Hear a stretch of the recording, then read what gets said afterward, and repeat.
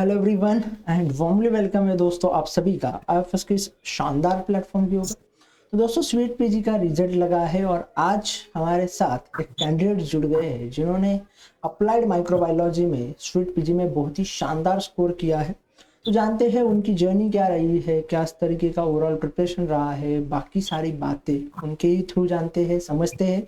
और मुझे पूरा यकीन है कि जो भी नए एस्पिरेंट्स होंगे, उनकी जूनियर्स लोग हैं, नए आप बच्चे हो, उनको जो है बहुत कुछ हेल्प होगी इन सारी चीज़ों से। तो जो वीडियो के एंड तक जो है आप सभी लोगों को बने रहना है, नए नए स्ट्रैटेजी और अप्रोच हम समझते हैं इनसे।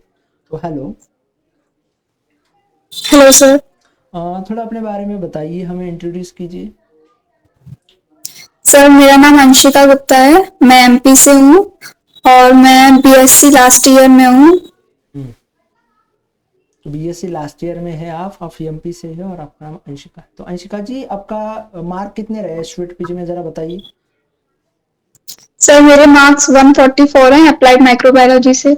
ओके, तो अप्लाइड माइक्रोबायोलॉजी से आपके 144 मार्क बने हैं। तो पहले तो आपको यस सर। अंशिका जी कॉन्ग्रेचुलेशंस करना चाहूँगा मेरी तरफ से, पूरे आईएफएस फैमिली की तरफ से। Thank you sir. अब मुझे ये बताइए कि किस तरीके का प्रिपरेशन रहा था आपका।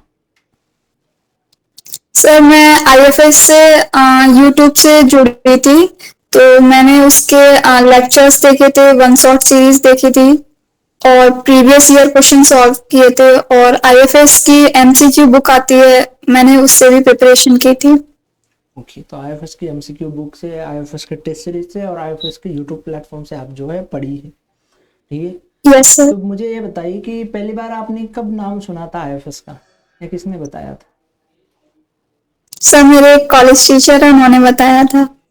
वो आईएफएस से है क्या। हाँ। ओके, और मुझे ये बताइए कि आपको कब लगा कि यार एमएससी एंट्रेंसेस देनी चाहिए, इनमें अच्छा स्कोर हो सकता है, अच्छा फ्यूचर हो सकता है। सर मुझे लास्ट ईयर ही मेरे टीचर्स ने बताया था आईएफएस के बारे में, और उन्हीं ने इस एग्जाम के बारे में बताया था। ओके, तो उन्होंने इस एग्जाम्स के बारे में बताया था। और मुझे ये बताइए कि आपकी एजुकेशनल जर्नी क्या रही है अंशिका जी। सर मेरी जर्नी जैसे कि मैंने बताया, मैं लास्ट ईयर में हूँ।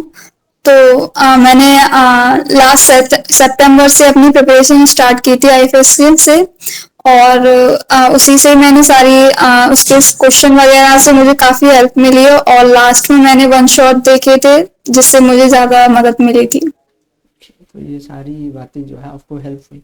अब मुझे ये बताइए कि जैसे आपने बोला कि आपने सितंबर से जो है प्रिपरेशन को स्टार्ट किया था आपने, तो फिर आपका प्रिपरेशन कैसा रहा, मतलब किस तरीके से आप पढ़ते थे, क्या क्या पढ़ते थे और क्या अप्रोचेस रहती थी आपकी उनके लिए। सर मैं लाइव लेक्चर्स तो ज्यादा अटेंड नहीं कर पाती थी, मैंने रिकॉर्डेड लेक्चर्स ज्यादा लिए हैं। तो नॉर्मल एक दिन में मैंने 3 घंटे दिए हैं सीयूटी पीजी को। इसी तरह से रही है मेरी प्रिपरेशन। ओके, तो एक दिन में आप 3 घंटा पढ़ती थी और जिसकी वजह से जो है आपको हेल्प हुई है।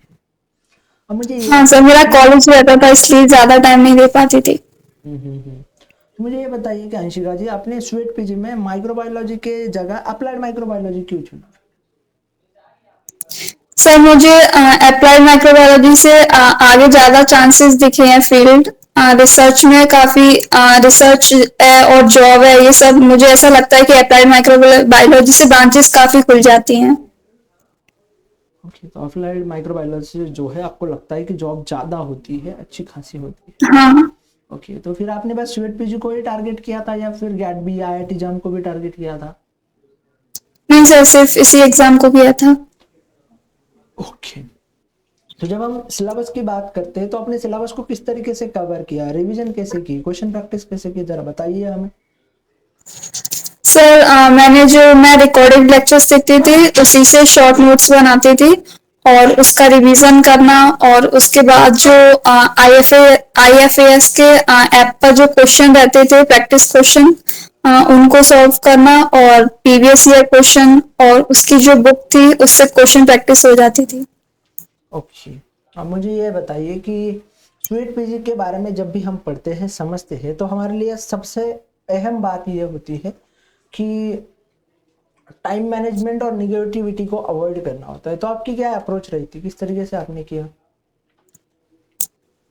सर टाइम मैनेजमेंट तो ये है, जैसे कि मेरा 10 से कॉलेज रहता था, तो 10 से 3-4 बजे तक वही कॉलेज का शेड्यूल रहता। उसके बाद मैं 6 बजे से समथिंग 6 से 8 को इसको दे पाती थी। तो टाइम मैनेजमेंट तो मैंने ज्यादा नहीं दे पाया इसको टाइम, लेकिन फिर भी मैंने एडजस्ट कर लिया था। मैं एग्जाम की बात कर रहा हूँ कि एग्जाम में आपने टाइम मैनेजमेंट कैसे किया? मतलब लगभग 75 क्वेश्चंस को 90 मिनट में सॉल्व करना होता है, तो फिर आपका क्या रहा थे अप्रोच, किस तरीके से रहा? सर टाइम मेरे हिसाब से तो 90 मिनट्स इनफ थे, क्वेश्चन आराम से सॉल्व हो रहे थे 90 मिनट्स में। ओके, तो आपको टाइम मैनेजमेंट की दिक्कत नहीं आई? क्या आपको ये हाँ लगता है कि मतलब टाइम मैनेजमेंट जो है की फैक्टर है स्वीट पीजी में? हाँ सर बिल्कुल। ओके, और आपने निगेटिविटी को कैसे अवॉइड किया फिर? सर नेगेटिविटी तो कुछ ज्यादा नहीं है। नेगेटिव मार्किंग को कैसे अवॉइड किया, बताओ, जानने दो। सर मेरे नेगेटिव मार्क्स में भी काफी नंबर कटे हैं, तो जैसे काफी क्वेश्चन रॉन्ग निकले हैं तो नेगेटिव मार्क्स में चले गए हैं। ओके ओके, काफी क्वेश्चन जो है आपके गलत हुए हैं तो वो नेगेटिव मार्किंग में चले गए। ओके ठीक है, कोई बात नहीं। अब मुझे ये बताइए कि जो भी नए दोस्त होंगे, आपके जूनियर्स होंगे, तो उनके लिए क्या सजेशंस देना चाहोगे? स्वीट पीजी के लिए किस तरीके से प्रिपरेशन करनी चाहिए उन्होंने? सर मैं यही कहना चाहूंगी कि वो आईएफएस से जुड़ें, और जैसे मैंने तैयारी की है वैसे करें, और थोड़ा पहले से स्टार्ट कर दें। मैंने काफी लेट स्टार्ट किया है। ओके, बहुत सही। चलिए, thank you so much for sharing your knowledge and your experience with us. आपको बहुत शुभकामनाएं आपकी फ्यूचर जर्नी के लिए। Thank you so much. Thank you so much sir.